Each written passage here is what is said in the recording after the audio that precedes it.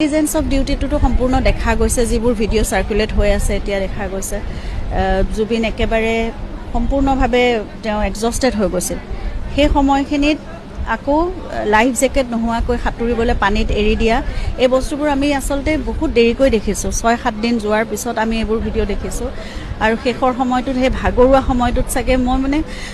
ভাবিব নোৱাৰোঁ তেওঁৰ বুকুখনে তেতিয়া কি বিচাৰিছিল আৰু তেতিয়া তেওঁ চাগে মনত কেনেকুৱা এটা অৱস্থা হৈছে গতিকে নাই মই ষ্ট্ৰংলিয়ে মই যিমান পাৰোঁ কাৰণ তেওঁ সদায় বহুত ষ্ট্ৰং আছিল আৰু মোক সদায় ষ্ট্ৰং হ'বলৈ তেওঁ মোক শিকাই গৈছে ইমান বছৰে মই আচলতে বুজিও পোৱা নাছিলোঁ যে 30টা বছৰ মই তেওঁৰ লগত আছোঁ 30টা বছৰে তেওঁ প্ৰতি মুহূৰ্তত তেওঁ শিক্ষক হিচাপে নহয় কিন্তু প্ৰতিটো মুহূৰ্তত তেওঁ মোক এটা এটা কথা মোক শিকাই গৈছে গতিকে মই এতিয়া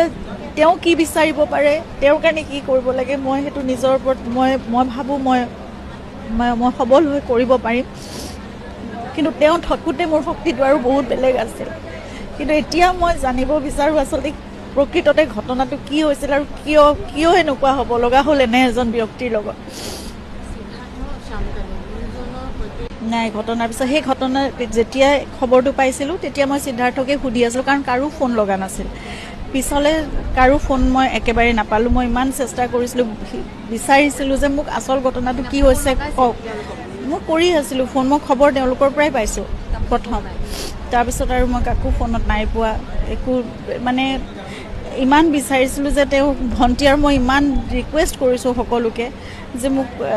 এবাৰ দেখুৱাই দিয়ক অন্ততঃ কি হৈছে কেনেকৈ আছে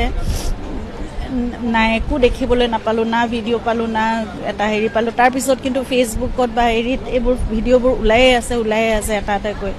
শেষ মুহূৰ্তৰ ফটোও পাইছোঁ হস্পিটেলৰ ভিতৰত কিন্তু সেইখন বহুত পিছত দেখিছোঁ সেইদিনা মই শ্যামকানু মহন্তৰ কথা একো ক'বই নিবিচাৰোঁ কাৰণ শ্যামকানু মহন্তই কিয় লৈ গ'ল তাত গৈ পেলাই এজন বন্ধু বুলিয়ে অকল জুবিনৰ দৰে এজন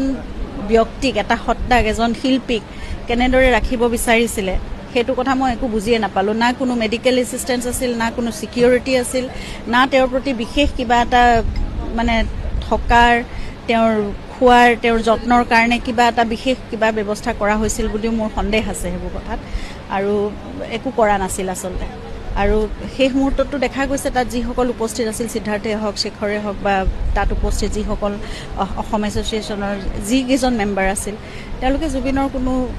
সেই একদম ভাগৰুৱা অৱস্থাটো তেওঁক আচলতে আঁতৰাই আনিব লাগিছিল সেই সময়ত তেওঁক পানীত নামিবলৈ দিয়াৰ কোনো কথা নাছিল